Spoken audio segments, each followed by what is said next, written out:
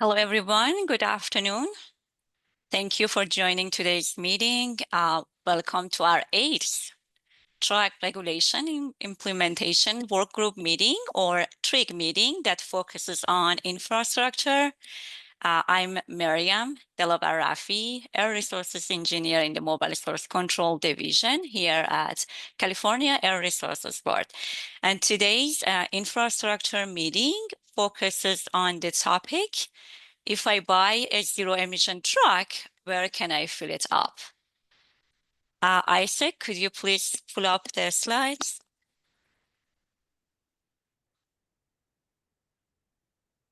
Okay, thank you. Please go to the next slide. Before we move to the agenda, this slide presents the names and affiliations of the TRIG Infrastructure Panel, co-chairs and members. The co-chairs include Leslie Goodbody from CARB, Lisa Maggie from Tom's Truck Center, and Kate Reed from California Energy Commission, or CEC. And the panel members represent a broad group of stakeholders, as you can see, including representatives from large, small, and public fleets, truck manufacturers and dealerships, industry, trade, labor, environment, health-based interest groups, electric and gas utilities, charging and hydrogen station developers, as well as state agencies and local air districts. Please move to the next slide, Isaac. First, I would like to introduce you to our new zero-emission infrastructure website. It features information on upcoming meetings and events, as well as recording of all of the infrastructure-related workgroup meetings held by our team since December 2021. Leslie, please post the link to that page in the chat. Please also note that this meeting will be recorded and the presentation slides will be posted online after the event on our Zero Emission Infrastructure website. Prior to posting the slides on our website, we need to follow our procedure to ensure all the slides are ADA accessible. And today's agenda, the focus of today's meeting will be on publicly available medium heavy-duty charging and hydrogen stations. We have an exciting lineup of presentations from industry leaders, and we'll explore the current landscape and future plans for public and semi-public medium heavy-duty charging and hydrogen stations. The presenters are in the following order: first Shell, and then First Element Fuels, Pilot, Watt EV, Foreign Mobility, and Prologis. And they will provide an overview on the stations that are currently available, those that are in the pipeline. Also, they discuss the operational hours of these stations to ensure that they meet the need of the truck's operator, and also detailed information about the numbers of ports or dispenser at each available stations, and their charge or fill rates will be covered as well. Each presenter will have 5 to 7 minutes, and after the presentation, I'll hand it over to my colleague, Leslie Goodbody, to present other medium heavy-duty charging and hydrogen stations and facilitate the Q&A session and focus discussion. Panelists are welcome to raise their hands to ask questions. An audience member, they can submit question using the Q&A feature in the chat in the Zoom. And when submitting your question via the Q&A, please ensure to indicate the name of presenter that your question is for. Please, Isaac, move to the next slide. Without further ado, let's get started with the presentation. I would like to welcome our first presenter, Eugene Reyes, Hydrogen Commercial Mobility Lead at Shell. And Eugene will share a presentation on Shell's hydrogen refueling stations. With that, Eugene, take it away, please. Thank you, Miriam. And first and foremost, I'd like to thank everybody for attending and for CARB to allowing Shell the opportunity to talk about all the great things we're doing in Shell Hydrogen specific to the North America region. Next slide, please. So I'd like to first start in sharing how Shell Hydrogen in general is looking at the world and then specifically at California. Globally, we have 10 active projects throughout the world, but we see California as a critical market that we need to succeed in order to eventually scale our efforts. So Shell sees hydrogen playing two key roles along with three key challenges. When it comes to the roles, it's decarbonizing hard to abate end use cases, which are pretty straightforward, and enabling renewable based energy systems. When I touch on the three key challenges, which I think all the panelists can relate to, it's developing the appropriate application, whether it's heavy duty, light duty mobility, marine steel. And then the second challenge is developing the infrastructure in very limited space in California when it comes to connecting supply to the customer. And lastly, it's making hydrogen competitive. This will require the full ecosystem to scale up together, lean forward, along with technological advances to help drive down cost in order to meet the speed, or clock speed, I like to call it, in order for us to build. Next slide, please. Yeah, next slide, thanks. So on this slide, let me touch on our history. A lot of folks know Shell has been in the hydrogen business for a while, but when we first started, it was in light duty in 2008. From left to right, we've tried several different archetypes, again, beginning with light duty. So in order, 2008, Santa Monica dealer station, we had equipment on the canopy. I know a lot of folks have asked, hey, a lot of that equipment is pretty big. How have you guys done this? And so we had some big learnings, especially when it's alkaline electrolysis, on what's safe and what's not, and working on the parameters when it comes to meeting local AHA requirements. After that learning in 2008, we began to do pipeline from a local IGC, and that was in Torrance, which today has been known as the light duty mobility flagship for the most part.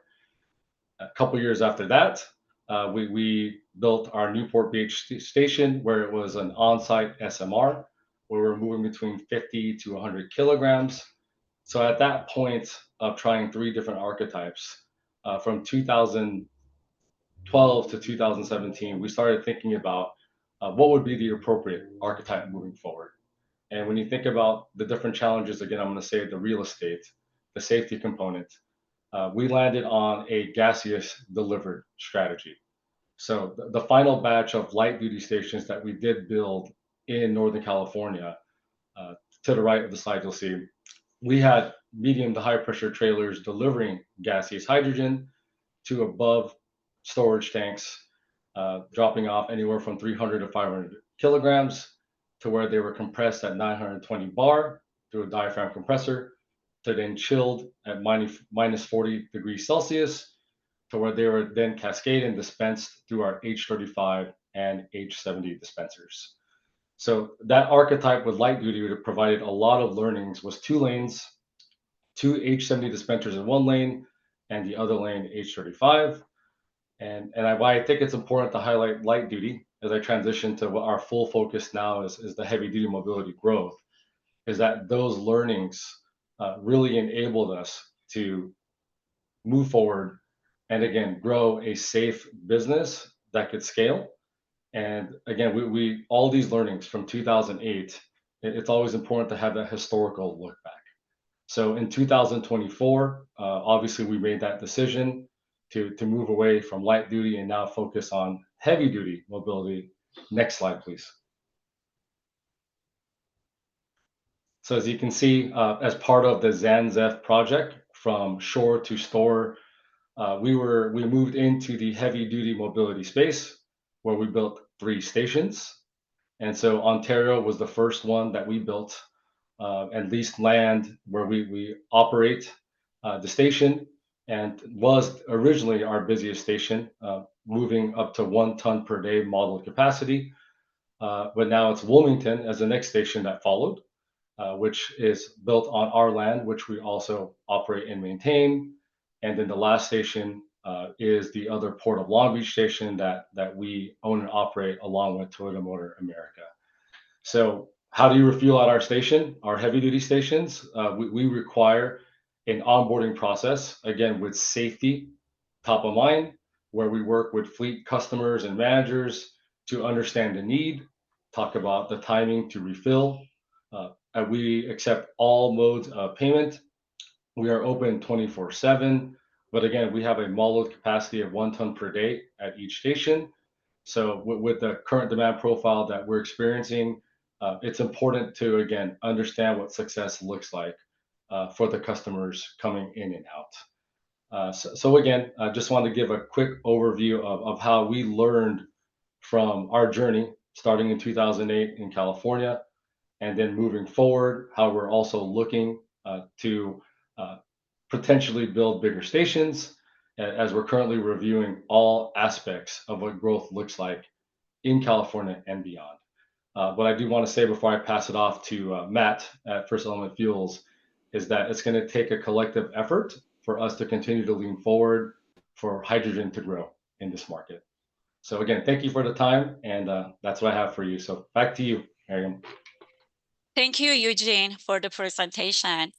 Next, I would like to welcome our next presenter, Matt Miyasato, the Chief Public Policy and Programs Officer at the First Element. Matt is a leading expert in hydrogen fuel technology and will provide insight into the development and deployment of hydrogen stations. Matt, over to you. Great. Thank you, Miriam, and thanks, Gene, for that background.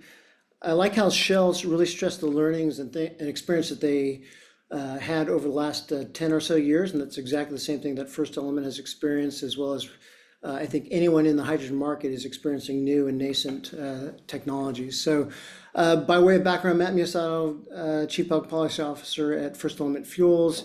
You probably already know who Shell is and Pilot, so I want to give you a brief overview of First Element. Could you go to the next slide, please? So First Element, we are a local homegrown company. We started in Southern California. We started with an investment of a handful of Japanese companies, two notable large OEM Japanese car manufacturers. We were able to win a fairly sizable California Energy Commission grant to build stations, and then away we went. We have now become the largest retail hydrogen station provider in the state of California, which by default makes us the largest anywhere in the world if you look at throughput.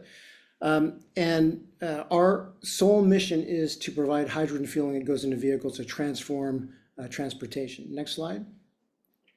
So our network spans the two major metropolitan areas of California, so around the Bay Area and the greater LA region, 39 stations. One also fast fill heavy duty retail truck station in the Port of Oakland. So that's the first of its kind anywhere in the world. We do 1.2 to 1.6 million kilograms of hydrogen into vehicles every year, millions of successful fills with, knock on wood, no fueling accidents to date. Next slide. I just wanted to show that we have evolved from single position dispenser stations, gaseous fueled, much like Eugene had described in their early forays into light duty vehicles. And now we have pivoted to liquid fueling that's integrated into canopies in gasoline stations. So if you didn't know any better, you could be fueling next to a hydrogen fuel cell vehicle, fueling at 700 bar at different locations. These are just photos of retail stations we have throughout California. Next slide. I did want to touch on something. The bright, or I guess this aqua blue line at the top is uptime for First Element, and in comparison to the other retail station providers. One thing to note, the up and down nature of the uptime, and that's really due to the non-robust, immature fueling technology that's available for hydrogen, right? So this is a nascent market. We've all been struggling. If you click it one more time, you'll see that if you look at only First Element's latest generation liquid fuel uptime, we're over 90% in the last 2 years. And that's due in large part to innovation and R&D within First Element, but also due to two sizable California Energy Commission grants for in-state manufacturing. So we're manufacturing a lot of our parts in-house at Santa Ana warehouse, our warehouse facility, and also a grant by the Energy Commission to improve O&M and Kaizen type projects for constant improvement. And that really helped us to get our uptime above 90%. Next slide. And as Eugene mentioned with Shell, we've used all those learning experience to develop heavy duty technologies. And so we have, as I mentioned, the first fast fill heavy duty truck station at the Port of Oakland. 2 simultaneous trucks can be filled at the same time, up to 70 kilograms each. We could do probably over 100 trucks per day. It hasn't been tested yet. This is part of a NorCal Zero project to do 30 fuel cell trucks. But also on the other side of the balance of plant, we also have a light duty, medium duty fueling station. Next slide. This just gives you a kind of drone shot of the facility. You'll see the curved canopy on the left there. That's our light duty, medium duty side. And on the right, the flat canopy is our 2 dispensers for heavy duty. And the balancing plant is located in the center. You can see the large vertical tank with 4,000 kilograms of hydrogen, liquid hydrogen on site. But that leads us to the next iteration. If you go to the next slide, we are working in partnership with Bosch Rexroth to develop the next generation of hydrogen fueling station. We're developing this with 2 grants from the Energy Commission as well as the Department of Energy. If you go to the next, if you click it one more time, I think there's some animation there. Yeah, so we displayed this technology at the Hanover Fair in Germany, which is a large industrial fair, and we were able to display this in partnership with Bosch Rexroth. We're testing this exact system up at our Oakland site this October. Next slide. The attributes of this particular technology will help us to remove some of the equipment that's already on site or make that obsolete in our next generation of stations. So we can get rid of one of the pump skids. We'll have better cooling, reduce some of the storage capacity needed for gaseous fill because this will be direct fill. And it should in tandem reduce cost and greater pumping efficiency. It'll help increase pumping efficiency with lower losses. Next slide. I did want to address the ARB question, so just go ahead and click. Right, so the stations that are open currently, Port of Oakland, but if you have medium duty vehicles, we can fuel those at our latest generation liquid stations, but you need to talk to us because you won't be able to do simultaneous back-to-back fills, so we'd like to be able to schedule that with you. We do have sites for heavy duty stations that are already leased, and we're starting permitting at those 4 sites located there: Sacramento, Kelman City, Fresno, and Livermore. All those sites will be 24/7 public access. We know the fuel price for retail hydrogen is too high and unsustainable at the moment, and we're working to reduce that. But much like we had a fueling agreement with Nikola, so if they were going to bring a certain number of trucks and provide that demand, we could negotiate a lower price for them. The payment mechanism would be any type of credit card, but also fuel cards. We could work with the fleet to do that. We have 3 medium duty stations that we're planning to build at Buena Park, Riverside, and San Bernardino through Carl Moyer incentive grants. And then additional heavy duty stations will be available depending on what happens with ARCHES, as well as hopefully the low carbon fuel standard credit prices will come back up. So my final slide, I'd like to show you, this is a picture at our the recent DOE ARCHES event at our Port of Oakland site last September. It's a good picture of me, but this guy got in the way, so I'm a little bit off to the side. But in any case, we'd be happy to entertain any questions as we get into the discussion. Thanks. Thank you, Matt, for the presentation. Next, I am pleased to introduce our 3rd presenter, Bill Sobel, Senior Director of Hydrogen and Infrastructure from Pilot. And Bill will share insights on Pilot's approach to developing hydrogen refueling infrastructure. Bill, over to you. Thank you, Miriam. And thank you, everyone, for attending today. Good to have you on the line. Always available to answer questions in the Q&A, and then afterwards as well for those of you that need to reach out and get some additional details about what Pilot's up to. I suspect most people on the line that are familiar with commercial fleet operations are familiar with Pilot Flying J. We're the largest operator of heavy-duty truck stops across the United States, with over 900 locations from coast to coast. We supply about 20% of all the on-road diesel fuel today in the United States, and we're looking to add hydrogen to our portfolio of fuels in addition to all the other low carbon and zero emission fuels that we're evaluating and have in service today. Next slide, please. I'll be very brief and try to get right to the point about where it is we're headed. We don't have history with hydrogen like the first two companies that presented today, but we are moving into this space very aggressively. Pilot is looking to build 2 refueling stations as part of our phase 1 efforts in Southern California and have those operational by the 4th quarter of next year.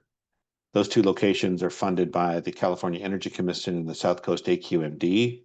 We plan to have commercial operations, as I mentioned, in the 4th quarter at locations in Rialto, which is in the Inland Empire of Los Angeles, and Lebec, which is at the top of the grapevine for those of you that are familiar with the geography in California. So all traffic running back and forth between Los Angeles and the Central Valley will go past that location.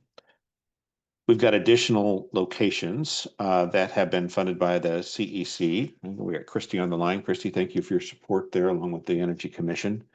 We've got funding for Bakersfield, Lodi, and Ripon, 3 other locations that you can see, 2 in Northern California, 1 in the heart of the Central Valley, that are funded by the CEC with the opportunity to develop those locations given the right commercial dynamics with fleets and the state in California.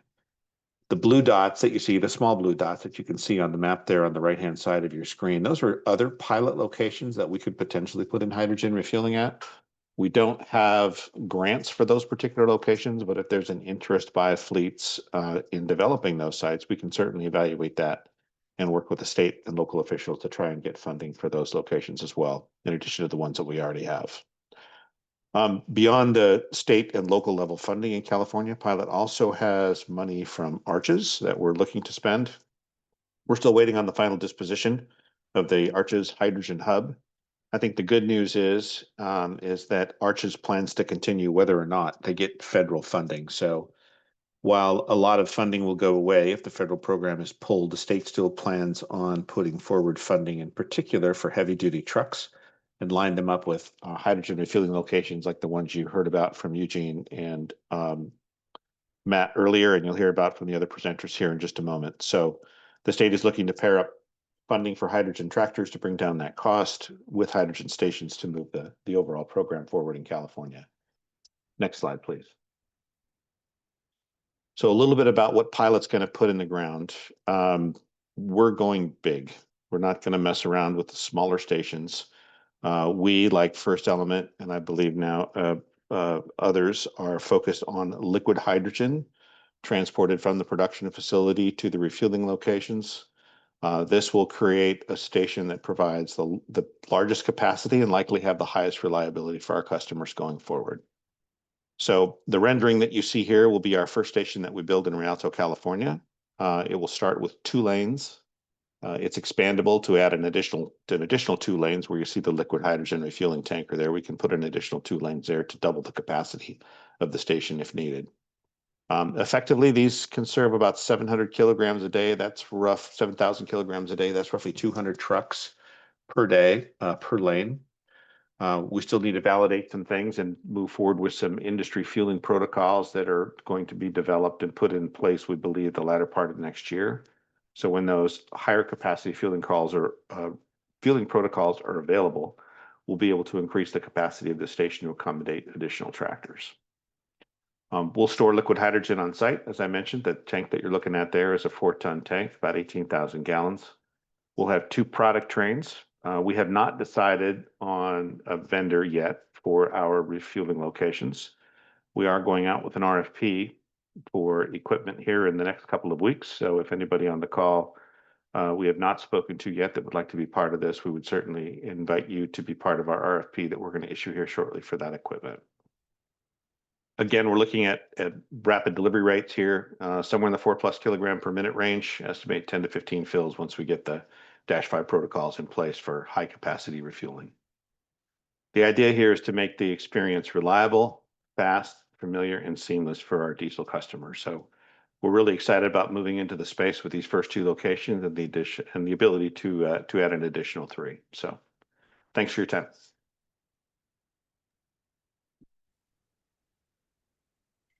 Thank you, Bill, for your presentation. Now we'll we'll shift the focus on charging stations for the next three presenters. Before we do so, a friendly reminder, please submit your questions through the Q&A feature and indicate which presenter your question is for. Now, our next presenter is Salim Yousafzada from Watt EV. Salim is a visionary leader in the electric vehicle infrastructure space, and he will discuss Watt EV's current and planned charging stations. Salim, please take it away. Thanks so much for the introduction, and good afternoon, everyone. I'm Salim, the CEO of Watt EV, and happy to share with you guys what it is we offer. So if you go to the next slide, Watt EV really is a pure play EV provider in the space. We provide an all-encompassing solution to help carriers and shippers meet their sustainability goals, whether that's carriers that have electric trucks or looking to get into electric trucks, or shippers that want their freight moved with EVs. This is a pipeline of all of the sites that we have in California. We have others that we're evaluating outside of California as well. Today, we have more sites operational than anybody else. We have 5 sites currently online that covers the majority of the Southern California area, as well as an additional 15 sites that covers almost the entire West Coast. All of these sites are focused on heavy-duty electric trucks, and they're all built with the future in mind. Some of these sites are on the larger scale. They have solar providing power to some of the facility, like Bakersfield site, which is about 115 acres in size, and about a 15-acre truck pad. When I talk about having the future in mind, we know the way that technology is progressing is that it's going from current technology with CCS chargers, which takes about 2 to 3 hours to charge most of the trucks available today. It's going towards megawatt charging levels, being able to charge a truck at 1,200 kilowatts, which brings the charge time to about 30 minutes. We're happy to announce that we're leading in this space. We actually have sites that have operational megawatt charging dispensers, and all of our sites moving forward will have those in mind. So if we go into the next slide, this gives a little overview of all of the sites that we have currently online. These are a combination of public as well as private-facing charging depots. So our Gardena and Verdun sites, for instance, are more behind the fence, private-facing, and then the Long Beach, San Bernardino, and Bakersfield sites are all public-facing. The majority of these are all 24/7. Some of them are manned operations with rest areas, so you can come in, park your truck, go into the lounge, get a beverage, relax for a few hours while your truck is charging. When I say it's public facing, these chargers have the ability to come and enter in your credit card information and just be able to top off your vehicle. We've had anything from passenger vehicles coming to charge to the heavy duty vehicles, even some buses that are traveling southbound along the I-99 corridor will come into Bakersfield and charge using nothing but the solar energy. So going straight from solar to the battery without any connection to the utility. There's also pricing for the longer term customers. So some customers will come in and want to domicile their vehicles at our facilities. What we'll do there is offer them more of a long-term contract where we offer valet service. We'll move around their truck, make sure that it's fully topped off so that they can just show up to their next session to a fully charged truck. And then we're able to offer pretty competitive pricing there, especially when you look at a blend basis with the solar sites that we have online as well. And then in terms of, again, the future improving of the sites, all of the sites will have or already have MCS connectors in preparation for trucks that have megawatt charging in place. And then if you go to the next slide, so again, as mentioned when I started the conversation, we're not just, an EV charging provider, we're a full solution provider. We know that the trucks are expensive. We do offer a truck as a service solution for carriers that want to get into the space but don't necessarily have the capital. They can come to us. We can help them get access to an electric truck on the largest charging network available today and only expanding. And in some cases, we can help those carriers get into freight as well. We've got relationships with many of the large shippers, have been able to test their routes, build a pipeline of loads that we carry ourselves in our network and come in and bundle those together being able to help carriers get into this without any of the unknowns. So in summary, Watt EV is the leading charging provider in this space. We have more sites operational than anybody else, catered to, anywhere from passenger vehicle to heavy duty, offering robust capabilities on the technology and covering almost the entire West Coast. So that's, I think this is the last slide, and looking forward to any of the questions that you guys have. Thank you, Salim, for your presentation. Next, we'll hear from our fifth presenter, Ben Goosen, Senior Director of Business Development at Forum Mobility. Ben will provide an overview of Forum Mobility's efforts and future plans to support medium and heavy-duty truck infrastructure. Ben, over to you. Thank you. Thank you, Miriam, for having me, and good to be with everybody today. As Miriam mentioned, I'm a Senior Director of Business Development with Forum Mobility, so I work primarily with our carrier customers interested in utilizing our EV charging solutions or truck leasing solutions. Will be good today to walk you through some of those solutions and then the various locations of our operational and planned EV charging hubs. Next slide, please. So a brief intro to Forum Mobility. As I mentioned, we develop, own, and operate multi-fleet charging depots for medium and heavy-duty trucks, and we can offer vehicle financing to help those fleets electrify. Forum got its start back in 2021, primarily a group of renewable energy infrastructure developers, now turning our sites to EV charging infrastructure. We've developed real-world charging experience with fleets over the past 3 years, beginning with Height Logistics and now working with a number of fleets in the Southern California market, expanding out from there. Next slide, please. So as I mentioned, we develop infrastructure in one of two ways. You see there our primary mode is there on the left via Forum owned and operated EV charging hubs, where we provide both pull-through and bobtail charging access for fleets. These sites all have 24/7 access. They're gated with staff and security and full-time amenities. Passenger vehicle parking is available on these sites as well. And then for customers that have long-term site control or power availability, we will also install charging behind the fence at a shipper location or a carrier yard. Next slide, please. We opened the largest port-based EV charging depot in the world back in December of 2024. This has 9 megawatts of grid-connected power, and you see there 44 bobtail charging spaces. Again, this site, similar to all of our sites, is fully staffed, secure, with gated entry/exit. We also provide a number of driver amenities on site, mainly vending and picnic areas, along with clean restrooms for when they come in. Next slide, please.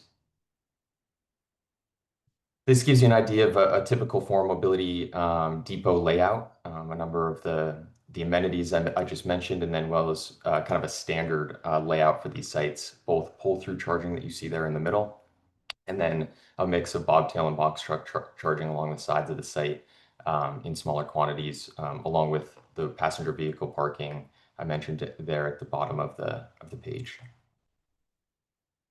Next slide, please. This gives you an idea of our depot pipeline in the California market. So you see there, I mentioned our FM Harbor Depot at the Port of Long Beach is operational as of December of 2024. We also have a behind-the-fence depot located at Height Logistics Yard in Southern California. They've been able to successfully grow their fleet from 5 to 20 trucks since we've been working with Height Logistics.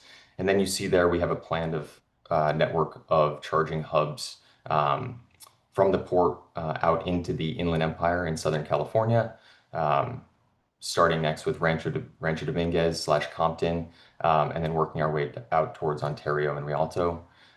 We have the same network of sites coming online in Northern California, where we will be opening our Port of Oakland depot in Q3 of next year, and then working out along I-580 into the Central Valley with sites in Livermore and Lathrop. Thanks so much. And then one more slide, I'll just show you, once the slides are posted online, I've developed an overview of each slide on an individual basis, so you'll be able to take a look at that once the slides are posted. Happy to answer any questions. Thanks so much. All right, thank you, Ben. And now our final presentation. In our final presentation, we'll hear from Jason Walter, Commercial Program Director at Prologis Mobility. Jason will discuss Prologis' works in charging infrastructure space in zero emission tracking. Jason, please go ahead. Thanks, Miriam. My name is Jason Walter, and I lead our Prologis Mobility Hub solution. So for me, that includes all the go-to-market strategy, the siting, land acquisition, securing of investments, development, and driving customer demand. Next slide. So one of the many of you already probably know Prologis, but we're the world's largest logistics and industrial real estate provider. We operate in 19 countries, over 3,800 facilities in the US, and our mobility team formed to turn kind of the typical headache of difficult landlord engagement on EV infrastructure into a real partnership, putting low-cost patient capital to work to build, own, and operate these long-term assets. So we offer mobility solutions kind of behind the fence as at what we call depots, be it at your cross dock sorting facilities and warehouses, and some of the and help solve some of the harder to reach routes via our hubs. So this ecosystem of charging for us, both warehouse depots and on-the-go hubs, is really a network from the way we look at it, helping customers overcome #1 barrier to fleet electrification, which is really access to that scaled charging. Next slide. So to put a finer point on it, when we say depots, what we mean is serving a single customer on site at their warehouse, often with a mix of level 2 chargers and fast chargers, really in a bespoke solution to fit their needs. And we've done this both in and out of Prologis owned facilities, almost at about a 50-50 split, while our hubs actually serve the multi-tenant fleet offsite outside the warehouse with that high density of fast charging in a quick and out refueling, similar to the gas station model and what you've seen from Ben and Salim. So our hubs are for any and all fleets operating EVs and hydrogen vehicles, especially those with larger purchase orders that can't really secure power from the utility fast enough at their warehouses or have other space constraints at their depots. The goal of hubs for us is to offer as much dedicated refueling as possible to eliminate wait times, and that's why we look at security on site, amenity building, combination of restrooms, concession lounge, Wi-Fi, etc. Next slide. So we work with all major OEMs to ensure that all vehicles can be served at our hubs. We're keen to work with our customers and their telematics solutions rather than forcing them into our environment, which we have to monitor and maintain the equipment on site. We do integrate with other APIs to optimize each and every charging session. Our hubs are designed to support a mix of CCS, MCS, both on the EV side and then also hydrogen as well, kind of rounding out the earlier discussions today. And each hub offers some combination of pull-through, nose-in, always with the goal of balancing this kind of universal applicability while also driving the lowest cost possible. So ultimately, we're offering straightforward $ per kilowatt hour pricing with energy as a pass-through, so you can keep costs as low as possible. Think of it as like the easy button for CapEx and OpEx bundled into a simple $ per kilowatt hour refueling fee. So all you really have to do is show up. Next slide. We're well on our path to developing and activating more than a dozen hubs across the US by 2027, and several dozen more targets on our roadmap shortly thereafter. You'll see the bubbles behind each of these pin drops represent the size and scale of our Prologis footprint. The bigger the bubble, the bigger our existing footprint. And we really see hubs as adding value to this industrial portfolio. It adds an amenity that has customers more likelihood to stay and grow within kind of our industrial clusters. Next slide. Our SoCal portfolio is the largest hotspot of development. We have a site in Torrance open, a site in Redlands open, which Redlands opened earlier this year. That's on the east side of the Inland Empire. Then we have another hub in Vernon opening in just a couple months. So if we go to the next slide, this will be the last slide. Driving into, really wanting to get into detail that actually allows folks on the call to really, learn about how can you engage and what does it really mean to your bottom line. So here's a bit more detail on that. So in exchange for kind of offtake, we do have anchor tenancy at our Vernon hub. That's when you think about the all-in price, that's inclusive of electricity, no other fees on top of this. You can get to an effective blended rate well below 40 cents a kilowatt hour, and that's even if you mix in some of that on-peak charging. So it's way below diesel parity. And if you look at kind of the light-duty public charging in the LA basin where this is located, you're in the 43 to 79 cents per kilowatt hour for smaller stalls that also have kind of other costs associated with it, and kind of lower power altogether. So, you also don't have to commit to offtake to use our hubs.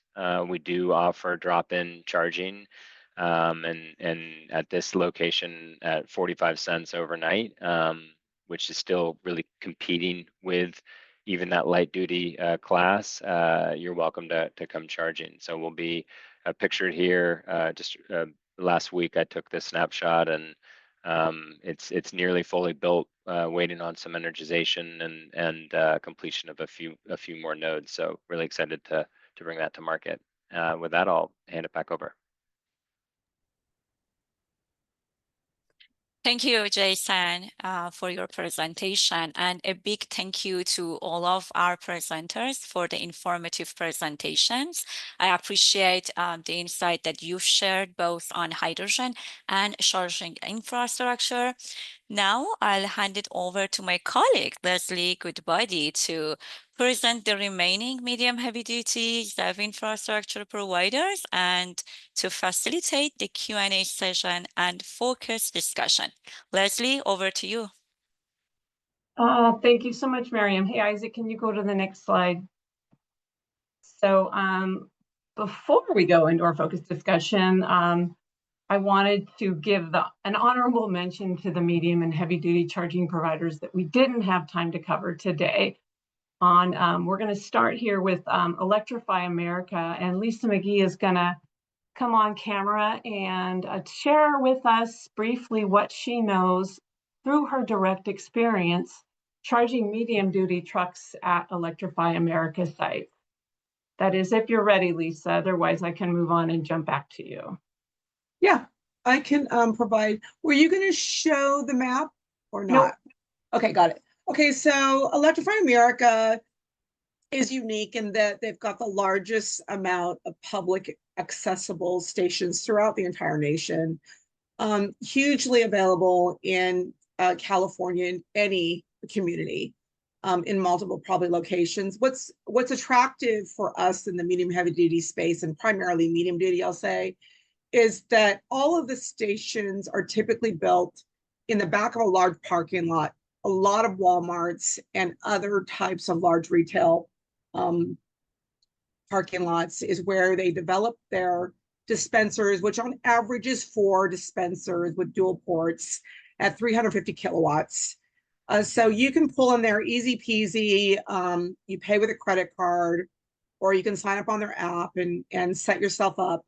On average today, we're seeing 65 cents a kilowatt hour. So On a medium duty vehicle, you're averaging about 1 kilowatt hour per mile.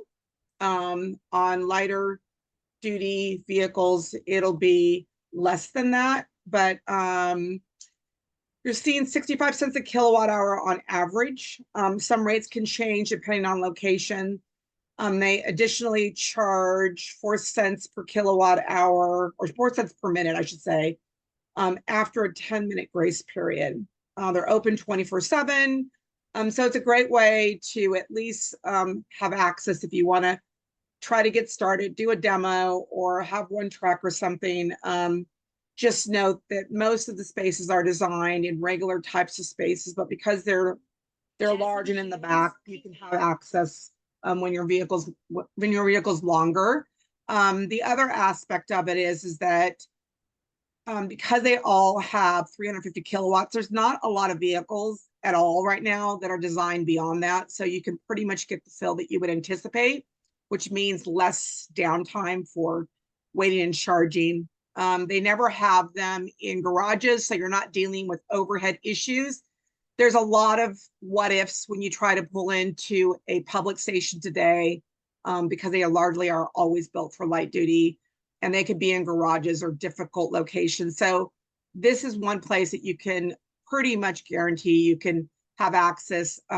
Note that obviously all public charging is shared with everybody. So today there could be waits. So you just want to make sure you use the app because it gives you more additional information, whether it's available or not available. Thanks, Lisa. Yeah, we're going to post the link in the chat to their charging network, which is really big. And then of course that on that link, there's how to download the app. So I like the notion of using this if you're in the early stages of dabbling or if you're desperate. But I think a lot of people that have light duty vehicles look at the price of charging at an EA site, and I think it's not their first choice. Also on this slide, we have two other providers, Terawatt Infrastructure and EV Realty. They have charging sites open today in the Bay Area and Southern California, with more sites under development. And I believe that both of the providers are open to accepting new customers. We actually both have them today because they're on our TRIG panel. So in the Q&A, if you have additional questions for them, feel free to raise your hand. But also I encourage you to check out their websites and reach out to these contacts for more information about Terawatt and EV Realty. And then go to the next slide, please. We have more providers. This is 3 more. Lisa McGee is the contact for the 2 charging sites that Tom's Truck Center provides, one in Santa Ana, one in Santa Fe Springs. Volterra also recently opened up a charging hub in Linwood, and Green Lane opened one in Colton. So this slide shows some information on the number of ports and the power ratings. And again, I would encourage you to check out their websites and reach out to these contacts for more information. And with that, I am going to go to the Q&A session. So the next slide, please. We're ahead of schedule, which I'm really, really delighted to hear. But before we get into the Q&A, I just want to reiterate how we handle the Q&A at these meetings. So for TRIG panelists, we're going to use the raised hand feature. And for our guests in the audience, please use the Q&A feature. So if you have a question for one of our presenters, please identify who that question is for so they can respond directly. And then we're also going to be monitoring the Q&A box to answer live questions as they permit. So for my first question, and I think I'm going to have it be more free-flowing after that, but I wanted to bring Christy Villarreal from the Energy Commission up because we've been wanting to get a feel from her if there are plans to add more this type of information into her data dashboard, the data dashboard that she is in charge of for CEC, and then also how can we, as a group, help maybe improve that tool as it does I think that's the entire point, is continued improvement. So why don't you come on up and give us you know, an update, and then at the same time I would like someone to post the link to the data dashboard in the chat. Thanks, Leslie. I actually did. It's just above the Green Lane website that Miriam posted. So you can post it again. But yeah, thank you. So yes, we are currently working on an update to the dashboard. It's, you know, my understanding from discussions with the CPUC and my own data collection process is that we definitely will be adding more stations to the dashboard. You know, we want to try to collect the most accurate information or data possible. If you haven't checked out the dashboard yet, I encourage you to. The map that is built through ArcGIS shows the publicly available stations, and it shows such data fields such as the station address, the technology type. I mean, sometimes it's hydrogen or charging, or for Prologis, it's both in some cases.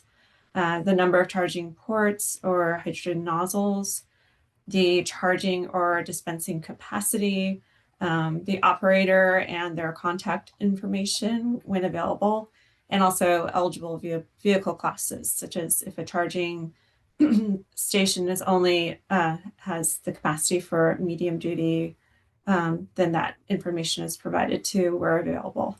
So for this next update, we're still adding more data, of course, more stations, and we are also adding either a layer or a marker to show stations, public stations that have been completed and to our knowledge are operating.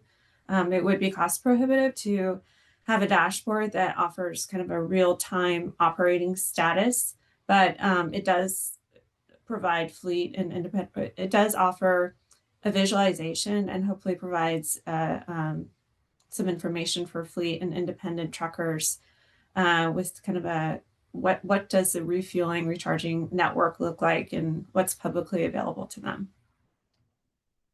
Thank you. Yeah. Okay, so now this, I want to be able to do a raised hand, so maybe I'm going to be asking Isaac to turn off and on the slides, but I would really like to start out with this first question about outreach. So I'm wondering, for the station providers, you know, everyone today who's presented and those who are also on the call who did not present, has it been necessary to conduct outreach to increase the use of your facility, or do you already have a strong customer base? And then if you are doing outreach, who are you targeting? What's working, what's not working? So what I'd like to do now is stop the screen share, Isaac, and everybody turn on your cameras and maybe start with the folks who presented today to maybe talk a little bit about, you know, the outreach that you've done, and just to kind of respond to this question. And we're going to use the raised hand feature, so, you know, to put you all on the spot here. Oh, thank you, Eugene. Happy to go first again for you. Okay. So fortunately at Shell, we have the problem of not having enough capacity to distribute right now at our stations. I think when we did our network planning a few years back, having locations right there by the port going into Inland Empire, it was very advantageous again to support the current fleet customers who took the initial leap to join us on that journey of driving fuel cell electric trucks. And so I'm going to throw it out there. I know the public pricing, you know, we're $21 a kilogram at H35, H70, but it's not where it needs to be. So at the very least, we have steel on the ground, and for those who are willing to take that leap to continue to trial or actually buy and roll like others, we're here to support. So when it comes to outreach, Leslie and everyone listening, it's been more about word of mouth. We believe that the experience, and it's not just us. I want to acknowledge the folks, obviously at First Element Fuels as well, and then also pilot as they're trying to get some stations online. So it's a collective effort, but I think that demand is there. We just need to continue to keep the stations rolling and get down towards diesel parity. I don't see any other hands raised, but thank you, Jason. Sure. You know, look, it's I mean, we have a ton of customers in our portfolio, right?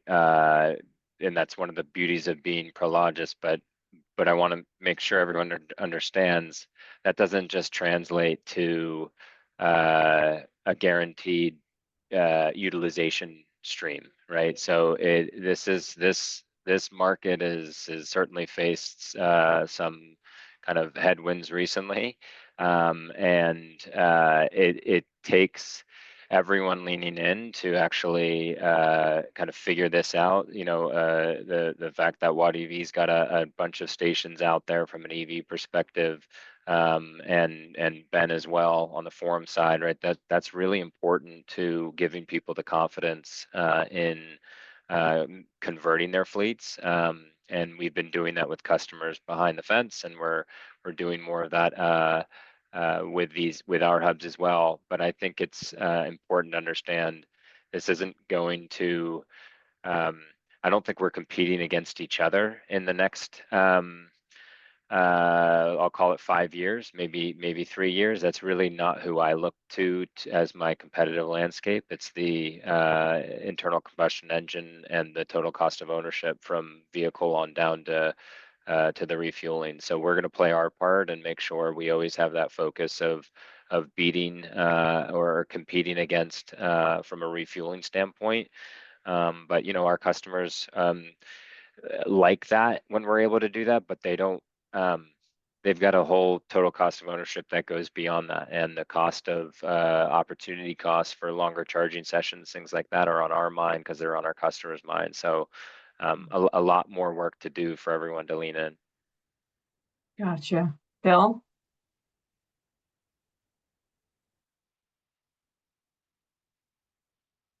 Oh, Bill, you had your hand up. Sorry, I'm on mute there. Like Jason, we've got a huge base of customers to draw from, right? And it's as he mentioned, it's not going out to those customers and saying, "Hey, I've got this new fuel," right? It's lining up the total cost of ownership with the competition being diesel and getting these customers into these new trucks that, you know, meet their goals and meet their TCO opportunities. So I think we've done a lot to try and bring down the cost of hydrogen. We've got a lot of education to do with our customers. We've got a lot of education to do internally, I think, on these refueling stations. But we're looking to kick off our marketing campaign probably in the second quarter of next year, once we get our permits in hand, and really go out, start advertising these opportunities to customers and working with the OEMs hand in hand to ensure that whatever offerings they have for these vehicles line up well with these locations. Right. Ben, you have your hand up still, or you? Yeah, sure. Yeah, so I wanted to expand a little bit on what Celine was touching on before. So Forum Mobility originally started with a heavy focus and emphasis on drayage, with drayage being a good technical candidate for current state of EV technology and where we were in terms of range limitations. I think as we move forward and we see some vehicles come to market with longer ranges, better efficiencies, you will see more use cases open up in regional haul. And so while we have a strong base of drayage customers to date, I think you'll see that we're definitely, you know, more possibilities are opened up in the regional haul sphere just as a result of this newer technology and faster charging speeds that Celine mentioned, and we are also incorporating into our sites. So looking forward to that in the coming years. All right. Well, if that is it for this question, I think the next question I had up for panelists was, oh yeah, this is a charging infrastructure question. So for those, I've been calling it conditional use, but, and this is something when we first started constructing this panel, we were talking about what's publicly available. What does that really mean? And then I started really seeing that there might be some stations like with hydrogen where someone could just come up with a card and buy fuel, but maybe in charging infrastructure, there might just be specific either contracts or access or RFID card or something like that, that they need to be able to access that charging site. So for those that kind of are in the, and maybe this is going to be for Prologis, but that are in more like the hub setting or, private or conditionally public use, what are those challenges and opportunities that you might have to be able to give access to additional customers besides your basic fleet customers, whom you might have built that charging infrastructure for? So this really could also, question could probably also go to EV Realty or Terawatt or whoever else I had on the, maybe even Lisa for her Tom's Truck Center sites. So would any of you, like Jamie or Lisa or Sam, like to chime in on my question? Again, it's like, what are the challenges and opportunities to giving additional access to, let's start with Jason Yeah, from I'll just Prologis if you I'll want. just go real quick because I think every one of these folks on the phone is endeavoring on some version of this, right? Which is building a charger behind the fence or building the charger, for the public. It's very similar use case, albeit very different in contracting terms and other things like that. But as far as the bare bones of it, so I think everyone here knows how to do that. I think what we've experienced is that customers who we've installed infrastructure for have, we're doing it very bespoke for their needs. So we're trying to match it to what their need is today, but also into the future. So you end up building to what they think their growth might be. And as you could imagine, for some customers, that changes from when you start the project to a year later, 2 years later. They might be growing faster, but in other cases, right, they're also, some of them are growing slower. And so then how do they think about inviting others to increase the utilization at the site, which can be a real benefit to their own bottom line. And so I do believe there's a real appetite with our customer base for doing that. And then we end up playing a bit of the matchmaker on behalf of those customers when they kind of raise their hand and say, hey, do you know anyone else in the area? And then, in our daily conversations with other customers, we bring that up, and we've certainly made many matches to date and are doing more of that going forward. Yeah. Lisa. Hi, yeah. So at Tom's Trucks, we just got commissioned July, so a little less than a month ago, technically speaking. And so we're going to take a easy peasy approach in 2025 to make sure that we just are able to approach this easily with one rate, and providing our current customers access that want access. We're bundling our truck sales with fueling as another itemized cost if they would like. We do rentals, and we have a fleet of different rental trucks, including EVs. So we can also bundle that into providing them charging for that rented truck. In addition, what we're looking at learning as we move forward is to understand, since we're off the 5 freeway, it is a behind the fence project, so we can't give access to the public. But if somebody wants to become a customer, they would need the RFID card account. We're only open during business hours right now. As demand grows and as we learn more, we'll probably go into tiered pricing and different changes. But for now, we just want to make it super easy, collect data, and just be there as a service. We're right off the 5 freeway, so it's easy access. And that's the approach that we're taking while we're also trying to learn. Thanks, Lisa. So I extended the offer to, I don't see any other raised hands on this one. Leslie, what was your question? Yeah, thanks, Jamie. So with EV Realty, you guys, do you offer I know that in an email exchange we had, quasi-public, conditional public to any of the sites that you have? And could you care to speak to maybe what those challenges are that you see? Yeah, so all of our sites, I mean, we call them shared. We're not looking to keep anyone out, but customers need a, contractor simple access agreement to come in. And this is by design because this is what customers say they want. Many are leaving their trucks domiciled on the site, so they want to know who's coming and going. So there's sort of a security reason for doing this.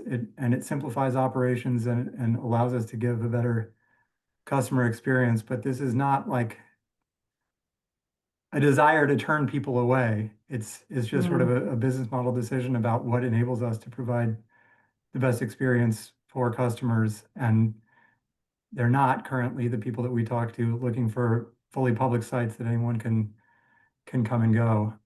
There's been more interest in just controlled access. But again, there's going to be multiple fleets on site. This is not at all about keeping people out. It's not like there's one anchor tenant and just a few other chargers over in the corner. It's going to be multiple people in one place, just with a little bit of access control. Yeah, that's a good point. Thank you. Ben? Yeah, thanks, Jamie. Would agree and expand on that. I think, again, at Forum, we would ask that the customer have some type of customer relationship or a relationship with Forum in terms of some type of offtake agreement. I do think, though, it comes down to customers have different needs, right? Some customers do just need the occasional top up. Others are looking for dedicated access or dedicated times on site where they can utilize charging. So from that respect, there are kind of varying pricing approaches just based on customer need. But yeah, not turning anyone away. We consider our sites, public and open to any medium and heavy duty use case. Cool, thank you. And Celine? Yeah, and then from our case, again, I mean, a majority of our sites are public facing. They all have the ability to come and just scan a QR code, put in your credit card information. But we do offer better pricing for those, long-term contracts and can offer better services for them and guarantee of the usage. But really long term, I mean, we see this as a temporary problem of, why do we even need to have this sort of, private reservation-based system in the first place? That's only because it takes so long to charge the trucks. I mean, nobody wants to sit around for 2 to 3 hours, pay the driver 3 hour time just to sit in the truck, wait for it to charge. Once you have megawatt charging in trucks with that capability, we really see this, problem going away where a majority of the fleets, I think, would start wanting to see more just publicly available chargers. They come in, do a top off, and just are on their way again rather than domiciling it there.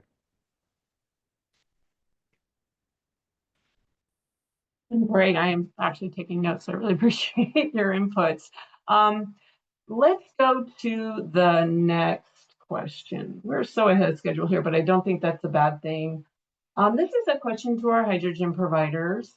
I'd like for each of you to talk about how you think or hope or believe hydrogen prices could come down in the future, and what are the conditions that are needed for this to happen?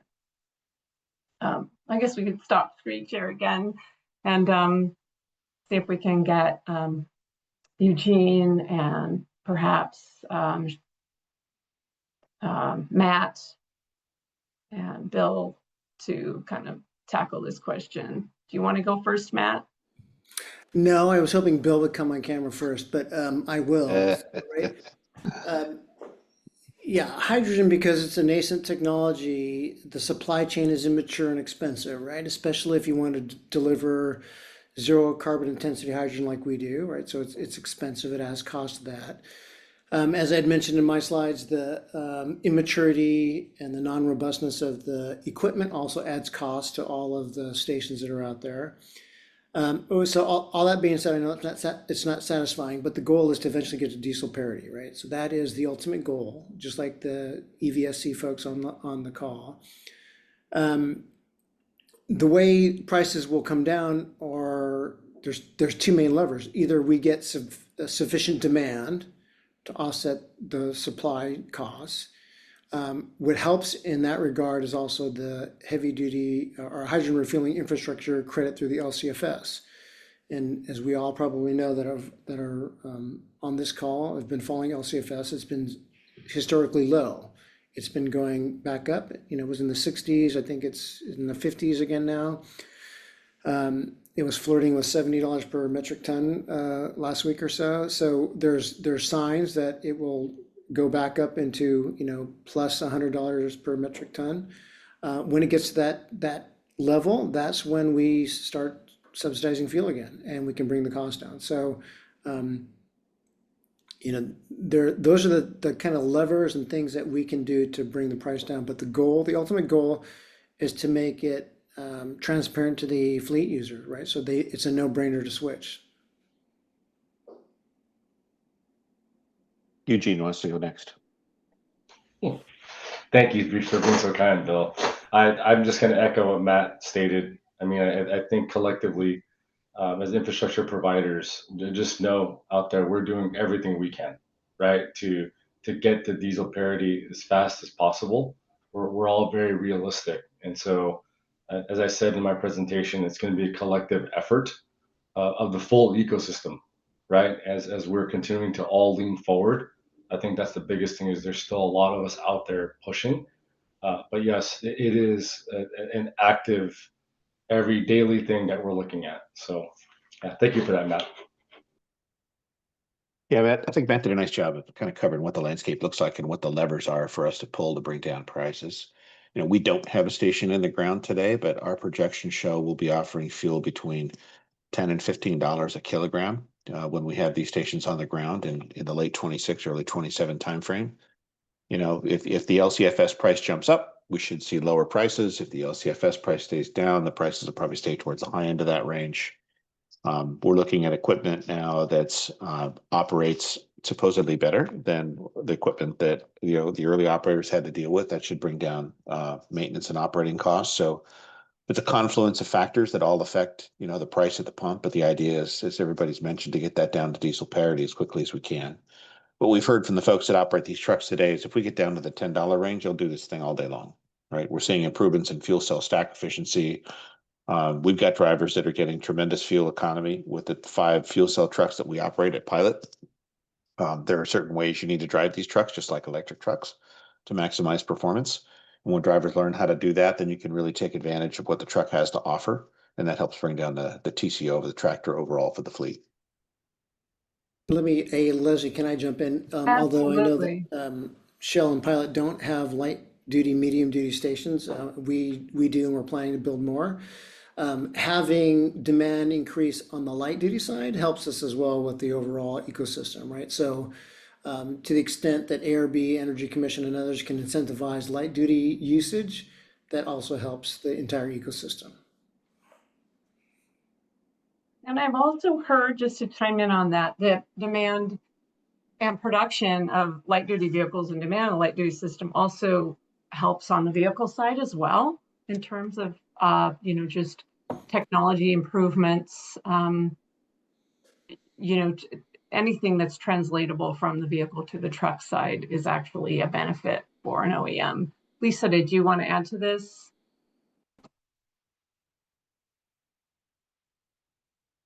I only just wanted to pose a question, probably a little bit of a tough question, but I'm going to do it because, much of what we have in the market is also independent owner operators of small fleets that certainly deserve the opportunity to drive hydrogen trucks. And just like you mentioned, Bill, it's true.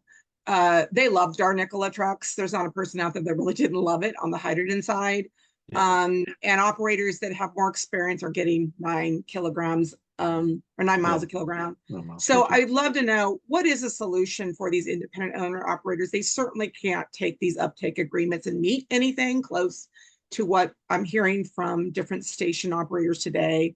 And then is there, we're even considering subsidizing fleets in certain aspects to help them in their early adoption stages. And have you guys internally have these types of discussions, or how can we solve this for these independent owner operators? And is there going to be a fund that's going to do this, is it ARCHES or what? Because we still have these operators that are in the vocation of drayage that we don't have a solution for. Yeah, I'll touch on that. I mean, at a very high level, the IOs are the wrong market segment to be doing this, right? The trucks are just too expensive, as you said, and they don't have the credit worthiness to back it up, or the credit worthiness to sign a long-term fuel contract that'll bring down that fuel price to the lowest level it can possibly be. So some of the things we've been working pretty hard on is we've been working with CARB, we've been working with the Energy Commission and the Transportation Commission to try to set up a secondary market for these trucks, right? Where the larger operators, like the pilots of the world and some of the bigger companies, Amazons and others, can utilize hydrogen trucks, this first cycle of trucks, 1,000, 1,500 trucks a year, something like that. And then when these trucks get through their first 500 to 750,000 miles, refit them and put them back on the highway and make them available to independent owner operators with sort of a secondary HVIP market approach. Now, there's a million ways to design that. I think the best people to help design that are dealerships like yours, right? Dealerships that know what these operators can afford, what the price of that truck needs to be in the secondary market, what the fuel needs to be to get them in that truck. But I think with putting on the lens that says, okay, right, we're going to have to go with big, large fleet operators that are well backed, that can back these fuel purchase agreements to get these stations in the ground, or where this market's going to have to start. And in the course of the next 3 to 5 years, when they get through their first useful life, we'll transition over to a secondary market and bring more independent owner operators into the mix. Thanks, Bill. Yeah, can I Go chime ahead, in, Leslie? Yeah. Agree 100% with Bill. I mean, so I think that's because we went through the natural gas wars back in the day and trying to get people in these, cleaner trucks. And then, but what do you do? Because their residual value is like nothing because it's a new technology, right? So I do think the way to answer Lisa's question is you're not going to get independent owner operators into expensive fuel cell trucks without significant subsidies, almost giving the truck away for the price of a used diesel, because that's what they were going to buy anyway, $50,000 for a truck, right? So the only other way is what Bill suggested, is to have a secondary use market and have someone smart like a dealership figure out a way to make that happen, whatever the financial agreements have to be. Back, when they were doing Proposition 1B, we had a nonprofit that tried to do that, and then they got in trouble because of all the labor and union laws and hot swapping seats and whatnot, right? So there's other issues that have to be worked through because it was a port union issue, but I think that's the only way to make these trucks affordable, is a secondary market. A well-supported secondary market. Yes. Yeah. Yeah, At least that they can one was figure for that you, stuff out. Lisa. With the plan, right? I mean, the state needs a plan to deal with these trucks. And the same Well, holds true we on the EV side, absolutely. right? I mean, the EV side's the same way. These trucks are expensive. They're gonna look to get these into the hands of other people that can afford, expensive trucks in the secondary market. And this would Definitely be, on her radar. having the state take a step back and saying, okay, HVIP is set up, it's been successful, done a good job of deploying trucks. How do we extend that to the secondary market and because what that does is that the state has put a lot of money into this asset upfront, right? For hydrogen, it's $240,000 today. You don't want to just throw that truck out and send it to Mexico or South America or Europe or somewhere else. You want that truck to stay here in California so the state can continue to take advantage of that rolling stock, right? Have it continue to work to develop infrastructure, to continue to drive fuel demand, to build additional production, whether it's on the EV or the hydrogen side, right? Both ways you want that to happen. So getting that program in place, I think sooner rather than later will send the right signal to the market. Before we go to the next question on the prompt, and I know we're also getting questions coming in from the box, and because we have time, I wanted to share some information that I have been receiving. I don't know if anybody's tracking HVIP on this call, or but I do think that HVIP has been a real hot topic for folks. And there's definitely been a lot going on behind the scenes with our HVIP team. This is what I know today. They are planning on reopening as soon as perhaps early mid-September, with funds that become available through the various voucher cancellations. So we're talking about the tune in the 200 million, maybe 200 million plus range. I don't know what that amount is going to be. And that they have received the HBIP team on this reopening of using this old money, so it's not part of their new workshop development where they're talking about money that has come in from the 2025-26 fiscal year budget. We're talking about older money, that they've received a lot of valuable stakeholder input. And that's going to be reflected in the program's implementation manual that's going to be available while they're when they reopen this. A couple things that they told me it's okay to share. Large fleets are going to be eligible for funding. And then as well as the fleet management companies that rent out vehicles, those types of vehicles are eligible.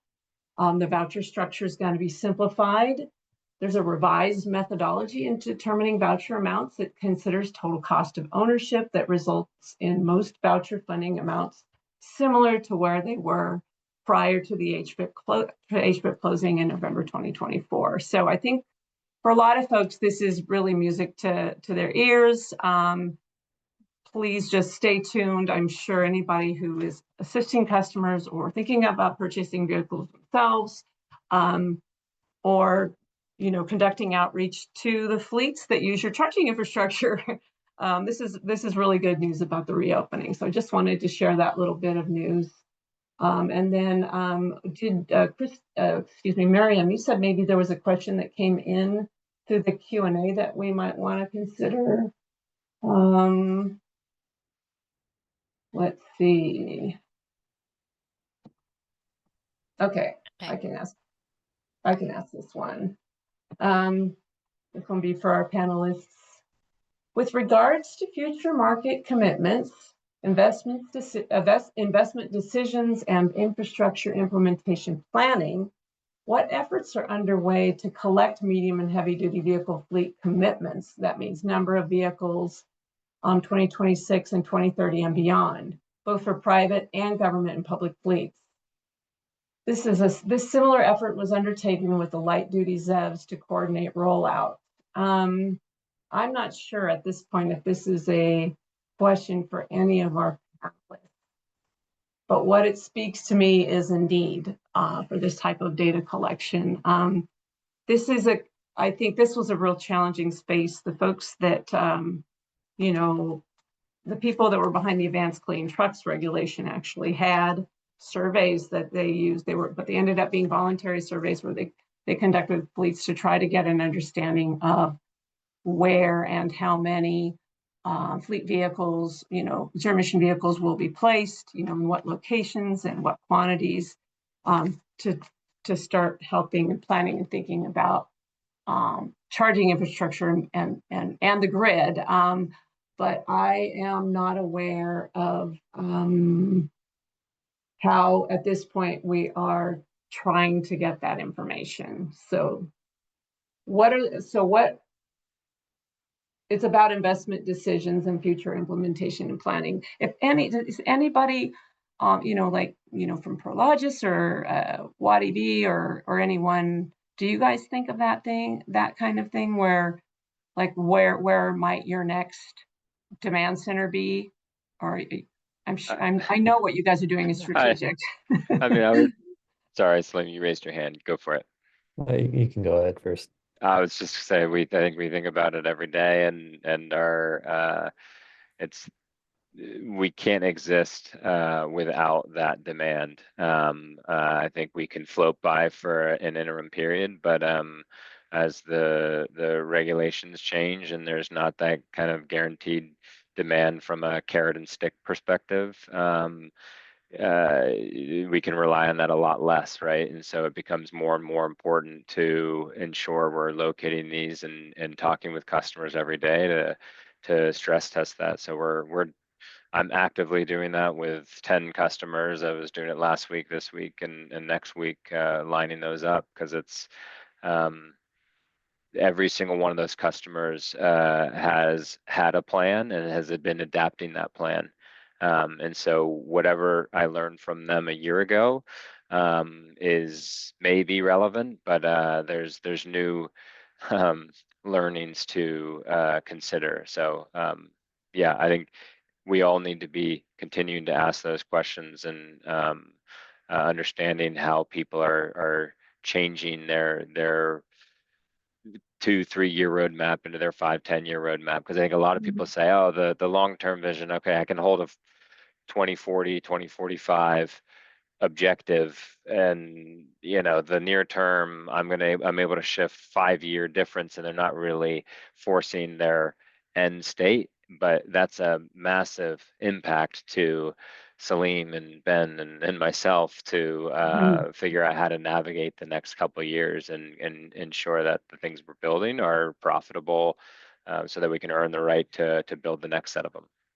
Got Sorry, it. Salim, that was way too wordy to let you in. No, I think you did a great job explaining it. But from our own experience, I mean, nobody wants to build a site that goes unutilized. And even if you identify in the site, it's going to be very difficult to get financing for it when the financiers most of the time just look at, what's the utilization, what's my expected rate of return. Um, and there's definitely headwinds, right? I mean, things like ACF are no longer on the table, so fleets may not even feel like they need to get an EV right now. But WattEV is still very much committed. And when we go out and do our site selection criteria, I mean, obviously there's a number of criteria that we make sure that the site meets, right? Access to power, close to customers. But we also look at, a base utilization as if WattEV transport was, to use it itself. And we're able to do that because of the relationships that we built with the shippers. We've created a tremendous pipeline of loads that needs to be moved throughout California, and we could come in and do a very quick evaluation, say, okay, if I have this site online, how much of the utilization can come from, WattEV itself acting as, a transporter or task customers utilizing it just to move the freights that we have within the relationships that we have with the shippers, and use that as that base assumption and see if we can grow it out from there. And that's sort of the assumption that we take for a lot of the sites moving forward. But we also do that with the vision that, okay, we know that the biggest, changing point, inflection point is going to happen when trucks with megawatt charging become available, where you can have faster fueling time, better efficiency, and longer range. At that point, and price really coming down as well. I mean, at that point, we really see adoption coming to the point where the total cost of ownership makes sense even with little grants.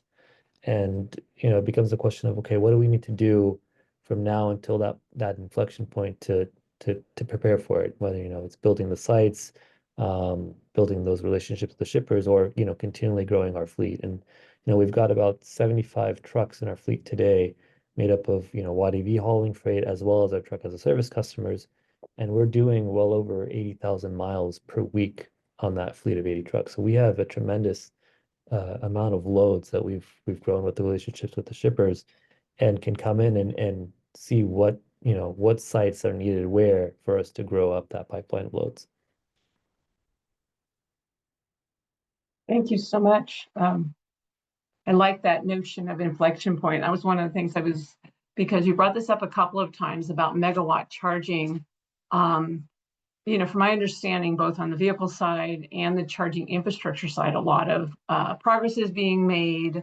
That whole e-truck effort created a testing site so people can actually test out their megawatt charger equipment to see, how it performs.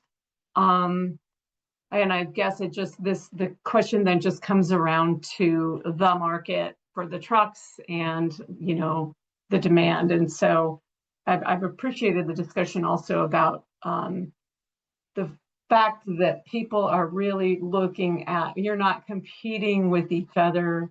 You are, very, very supportive and wanting to be very, very calculated in how you choose your next site and what you do. So there's closer to demand, and I'm really hoping that on the state side we can help support that by getting some more trucks out there, supporting to getting more trucks out there. I maybe pull up this slide again to see if I had another question up there for folks. Let's see, while you're doing that, just one other thing that could help is like as the agencies out there who are distributing funds, not just for the vehicles. It was great to hear the discussion on HVIP, but also on the infrastructure side of things.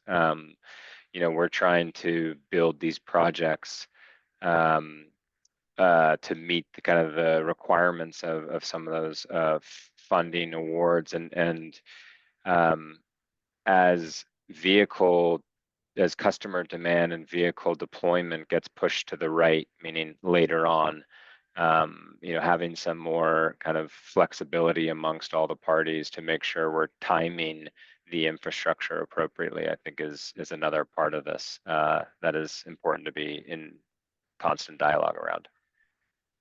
Yeah, yeah. I hate to say pause, but a little bit of a pause, but still moving in this direction, you know. Okay. This one is for the hydrogen provider question. How has the light duty hydrogen station network improved, and what have you learned? And how do those learnings translate to medium and heavy duty stations? I went over all of that, Leslie. Oh, I'm sorry. Okay. I'm happy to reiterate and waste time if you want, but yeah. Maybe just the high level bullets. High level bullet, 10 years ago, we used state-of-the-art equipment, which was compressed hydrogen on site, 250 kilograms a day. Constant breakdowns, overrun by drivers. We switched to liquid hydrogen, 5 times more molecules on site, 4 fueling positions, simultaneous fueling. All of that led to understanding the equipment better. We've since been able to manufacture parts on in-house in California rather than waiting for it to arrive from Germany.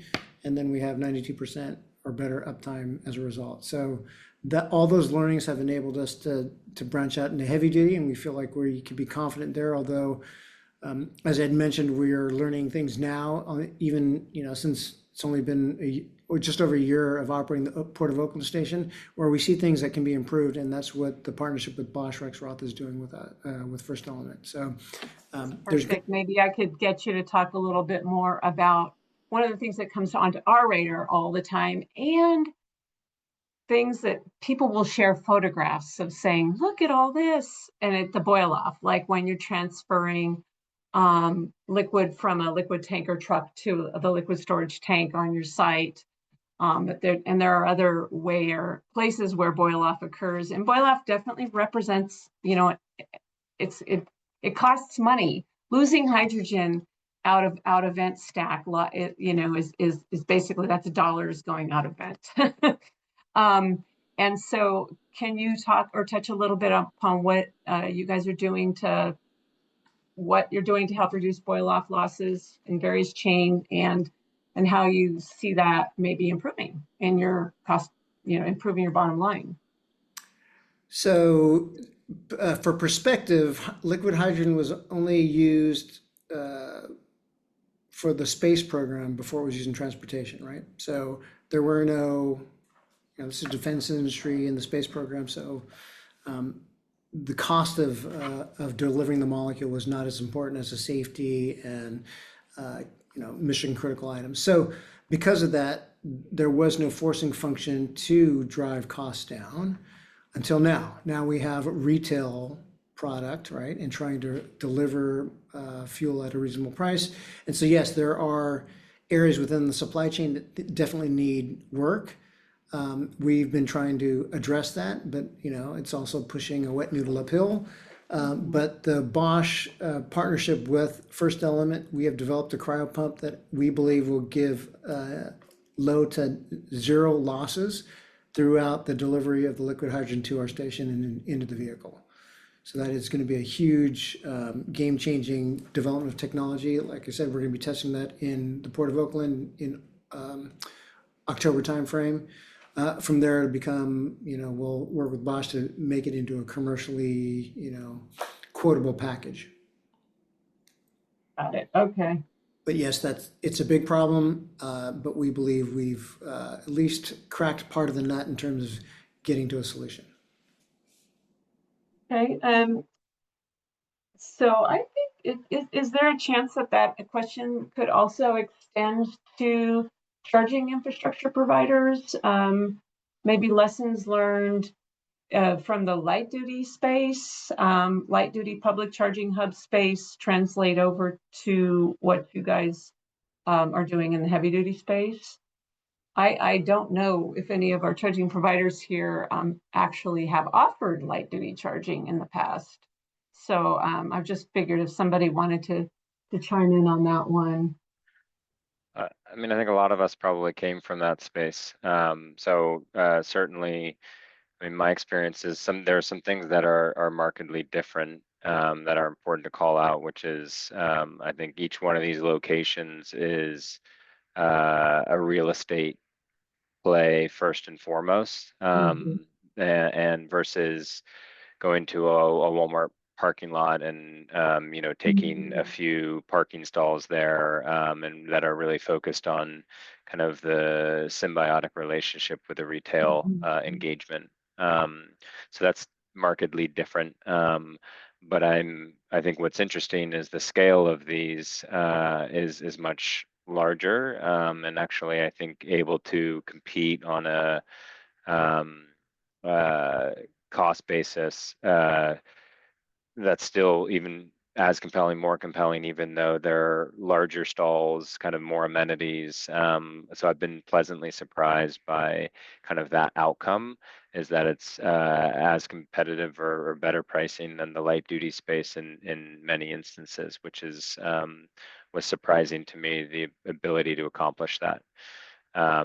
And so, yeah, I think there's a lot there. But I do believe, I'll say the one other thing that's really compelling about this space is it's also the hardest thing, which is the length of sale, essentially, to get customers to engage on this. We're talking to customers for a long time, I mean, we're not trying to sell them the vehicles at Prologis. I know there's other folks here who are offering kind of trucking as a service, but it's you can imagine a long sales cycle, but a deep relationship. But when you do have an impact in that space, it's a really important impact. And I think it's a really, the volume of impact by way of fewer customers is a really different yet interesting kind of relationship in the medium heavy duty space. So I think that's really important too. Thank you. Lisa, do you want to add to that?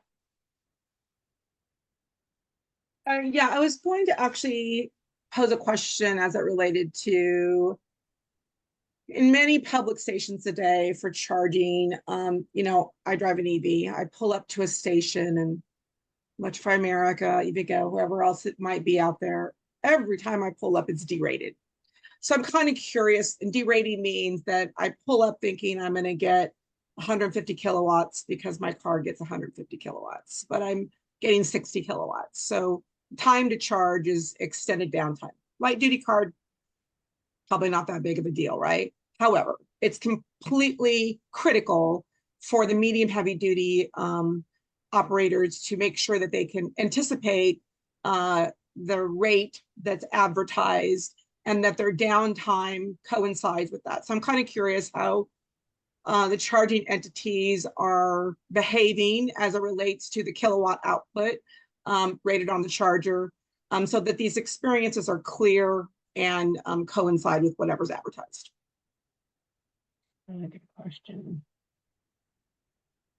Or is that happening, right? Is that happening? Yeah, is it, or is it, yeah. Charging sites? I'll just say we have, we have a 4-stall 600 kW infrastructure that can be power shared across those 4 stalls. And so, Lisa, when customers are able to take a certain volume, they can take all 4 of those stalls and create their own relationship that's a closed system inside of that.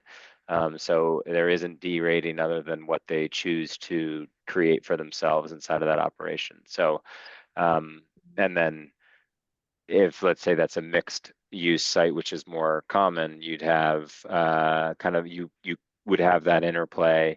But I mean, I think what we're seeing on the vehicles right now is,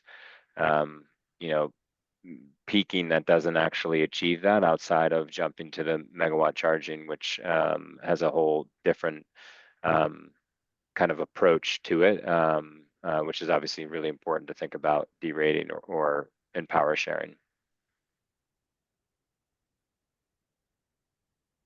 I'm curious, thank you, that's helpful. I'm curious from Wadi B if they have any experiences that they're implementing with derating, or if there's some expectation from the customer side to be dedicated to ensure that type of experience. I mean, we offer all the chargers we put in on CCS side are 360 kilowatts. It's more than what the vehicles can take anyways. So we're pumping as much as we can. So the limitation is not on our side, it's usually on the vehicle side. That's good to know. I'll just weigh in as well that we're not like derating, and if we are, that situation is communicated to the customer with regards to what they would be seeing in terms of the kW rating of a charger. I wanted to go back to something that Jason said in his earlier reply. Something about comparing light duty to heavy duty. You mentioned that you're actually able, or I forgot which one of you mentioned that. Somebody mentioned that you're able to offer charging fuel at a lower rate with heavy duty truck charging. Is that just mostly a scale issue? Yeah, I mean, it's a number of things that I know some of and speculate on others, but I know, right, when you're building a light duty network, you're putting a lot of nodes in a lot of places, and your utilization can range anywhere from a couple percent to teens to, if you're doing really well, a little higher than that, and you'll have a couple sites that carry your portfolio, right? But you price kind of accordingly, and there's also a volume of vehicles out there, and so that's their business model, right? So our business model has to compete with ICE vehicles, whereas I think people get into a light duty EV because the price is kind of there on the vehicle purchase itself. So it's a little bit of a different market. And then how we're actually able to do it is certainly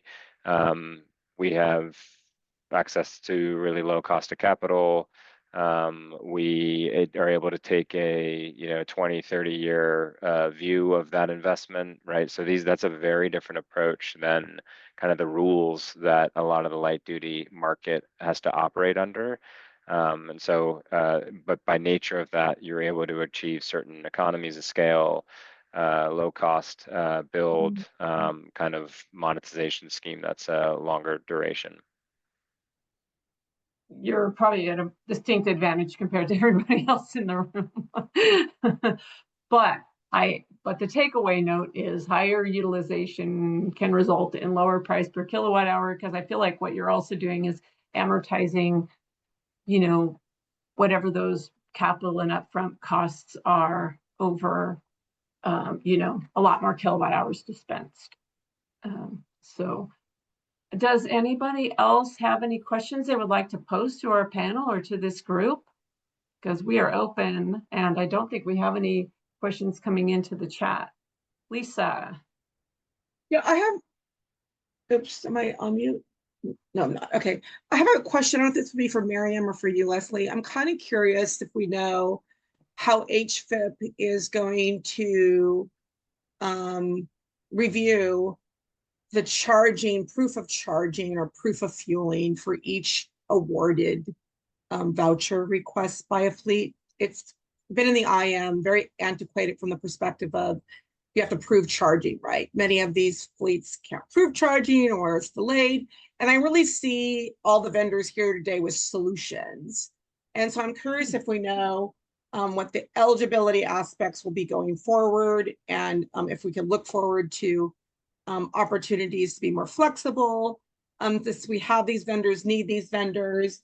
Before they've been, requiring utility bills and domicile addresses based on their business entity name, and then lease agreements for 3+ years. So I'm just kind of curious how we're making a new approach as we reimagine how we create the flexibility and support these vendors?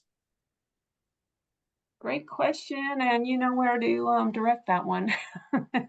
I don't know that we have anybody from HFIP call in the group, and I certainly can't answer that. So, Okay. but I think it's a really good question, and I think when they come forward with their new, you know, like I said, I believe they might be working on the implementation manual now, but they're under a real tight time crunch. But I think that's but you know who to reach out to. I think the HPIP team really values your input. Yeah, I'd love to see something. And I'm kind of also curious if we know, you know, currently in HPIP, for whatever it's worth, we've got 600 Class 8 BEVs unredeemed right now. Kind of curious where we're at, if any of the vendors are in contact with the OEMs, you know, how can we continue to, I mean, it's twice as many that HPIP has delivered to date. So it's a huge influx of an opportunity that I see for these vendors. And if anyone's engaging with the OEMs on these opportunities to support these fleets. Yeah, yeah, sorry, not the right venue.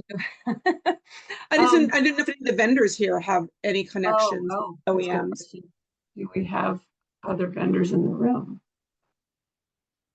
No.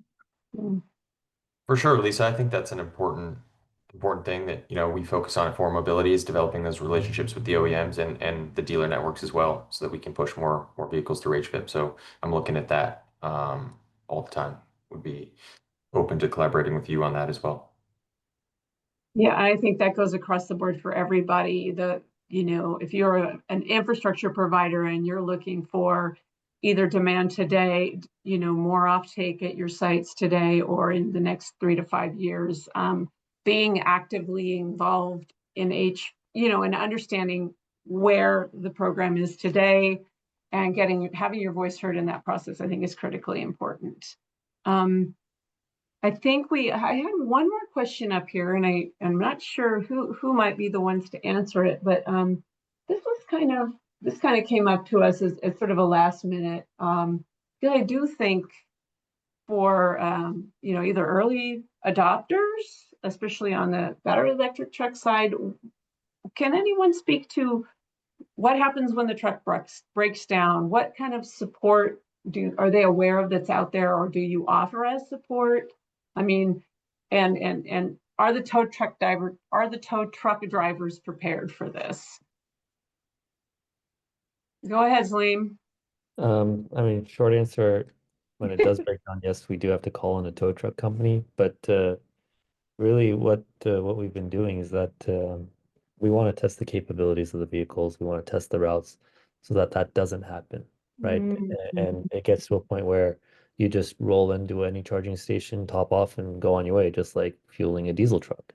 And that's the goal. That's where we want to get to. At that point, you know, it becomes like any ordinary charging session. And we're able to do that because we're testing the capabilities of the vehicles. We have relationships with the OEMs. We know what the support is like, what goes wrong, what are the likely failure points, and how these trucks behave. Right. I mean, there's some cases where we're able to give suggestive feedback to the drivers real time, right? Like if we know that if a guy is driving 60 miles an hour versus 55 miles an hour, his range is going to be depleted a lot faster, and he may have to go top off somewhere versus being able to do a round trip. And it's being able to collect all of that data that's helped our model improve over time, where we could come in and say, okay, here's a route that we know works with the capabilities of the vehicle. We can then go in and give it to a truck as a service carrier and have them run that route, and we can give them the peace of mind that that truck will perform that route because we've tested the capabilities ourselves. So yeah, I mean, that's sort of a long answer, but right now, you know, if a truck fails, we do have to have that support where we could come in and offer a replacement if a truck is down, call in a tow company, and et cetera. And they're prepared, the tow truck companies, to deal with this new technology. From a tow trucking perspective, it's the same thing. It makes no difference whether it's electric, hydrogen, or diesel. Oh, that's nice. Good to know. All right. We got 10 minutes left, so I guess we can, unless anybody else has anything they want to say, I think we can probably just do a wrap up. On the next slide is, I think this is our last one, yeah. So recap of today's discussion. I have been behind the scenes also frantically taking notes. And so I'm going to just share with you. And by all means, if others hear anything else that they want to share as a takeaway, please chime in. For both hydrogen and fueling infrastructure and charging fueling infrastructure for the medium and heavy duty commercial vehicles. Charging infrastructure is in place. It's operational in California, along California's ports and along the state's major freight corridors, with plans to add more. And many of these stations can handle a significant number of customers.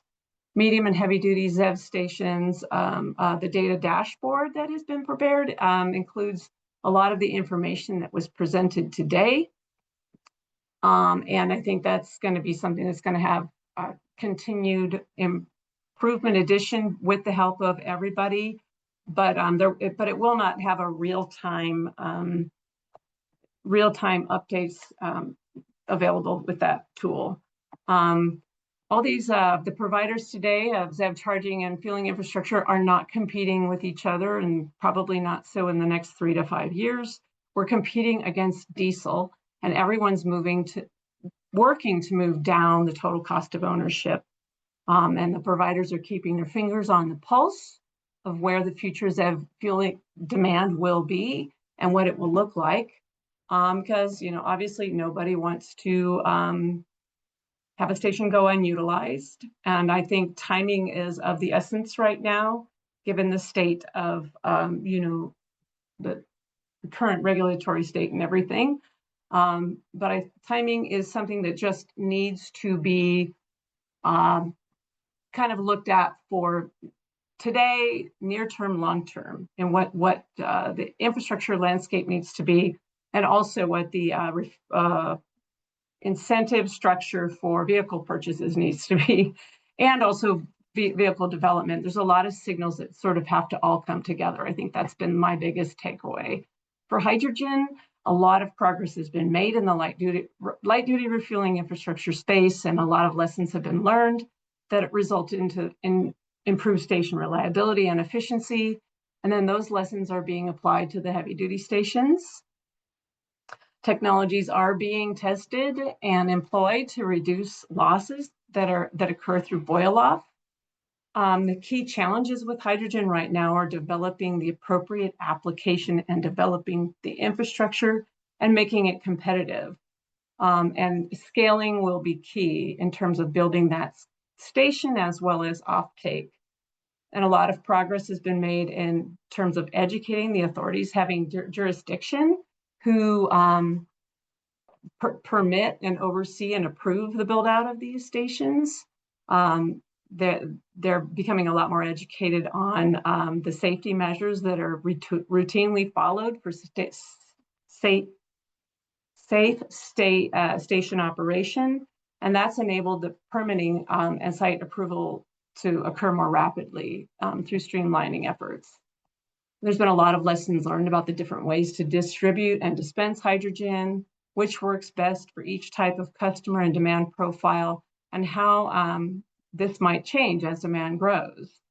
The goal for hydrogen price is to get to diesel parity, and to get there, we need sufficient demand, meaning hydrogen offtake by vehicles, a stable low carbon fuel standard credit value in the $100 per metric ton range.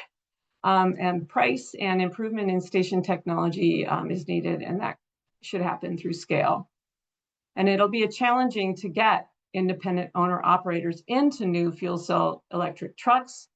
And that's why it might be better to help facilitate a secondary market for the independent owner operators. In the charging space, providers are preparing for or are prepared for trucks capable of megawatt charging. And as the need arises when megawatt charging capable trucks become available, we see it as a potential inflection point where we anticipate the charging hubs today of implementing a more retail model once MCS is available and utilized. Most of the charging providers presented today can provide DC fast charging to all classes of vehicles, so light duty automotive all the way to Class 8 trucks. And that maybe while their initial focus might have been on drayage, they're now looking when it comes to what their network might look like, looking at regional haul. Let's see, public charging providers are focusing on offering comprehensive services like charging and trucking as a service models. And they recognize that adoption of this new technology requires some degree of handholding. So they test out the capabilities of their trucks and routes to ensure that they can properly advise their customers. And they also offer amenities to give the customers a nice experience while they're waiting for their truck to charge. Some of the customers, charging providers are open to providing access to more use cases and customers to meet those customers' needs with the intent of not turning customers away. Providers actually absolutely have plans for extending those networks along freight corridors and beyond the California borders. Developing heavy-duty charging infrastructure from light duty. In doing that, scale is a lot harder. Each heavy-duty charging location is a real estate deal, and it's harder to establish customer relationships, or it's just a different dynamic. And then while derating of a charger can occur with light-duty charging sites, we are not seeing that in the heavy-duty charging space where they're able to offer or to deliver the power at the fully rated capacity. And then finally, higher usage can result in lower price per kilowatt hour. And of course, that applies to hydrogen as well. So you guys need offtake. I think that's a big takeaway as well.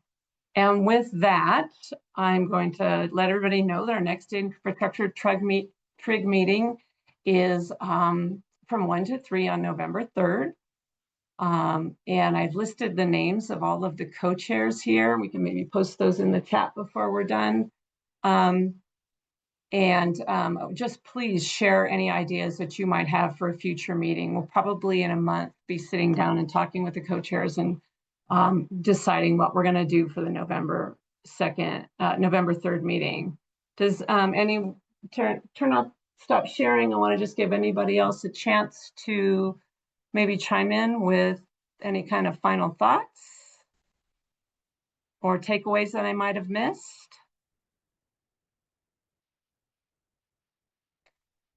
Okay, apparently I took really good notes. Okay, so with that, I'm going to give everybody that last minute of the hour back and look forward to seeing everybody again on November 3rd. Thanks again to Miriam for doing such a fantastic job leading off the first half of our TRIG meeting today. I really, really appreciated that, Miriam. Thank you. Yeah, and with that, until next time.